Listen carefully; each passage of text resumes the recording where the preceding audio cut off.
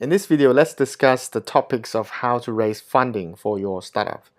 Raising fund for your startup can be challenging if and when the startup is in early stage, with not much revenue coming in, no strong growth or traction.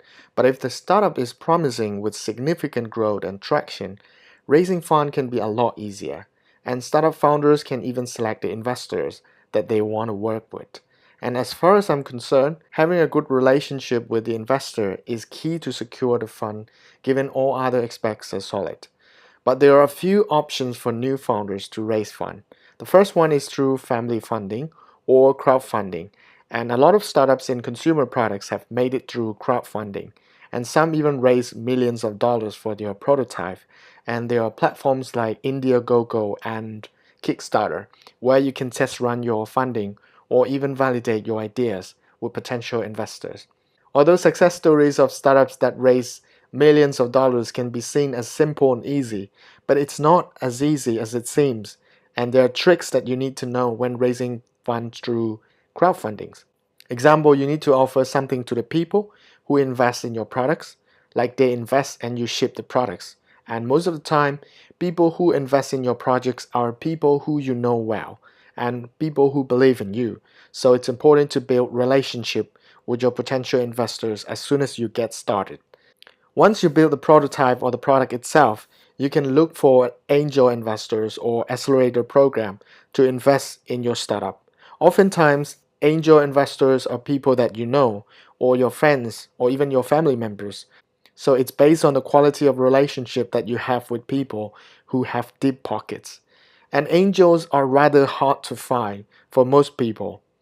But another way to bootstrap your startup is through accelerator program, where the organization invests $50,000 to $100,000 for a portion of your ownership to get the startup off the ground and provide the guidance and business networks that the startup needs to thrive.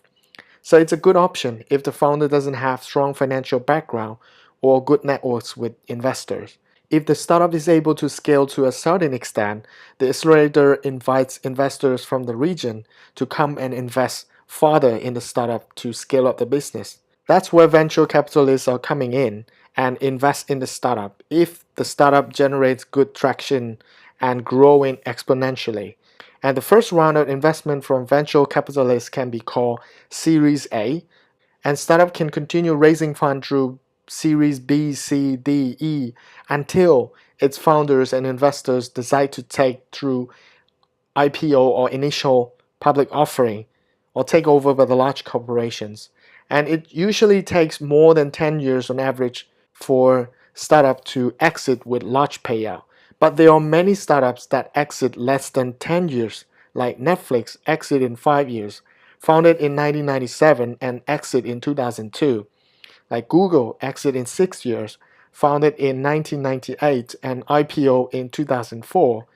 And even Facebook exit in 8 years after it was founded in 2004. So this is the process of raising fund and how you can do the exit for your startup. So in the next video, I will explain a little bit about how to pitch your startup idea to your potential investors. So I will see you in the next video.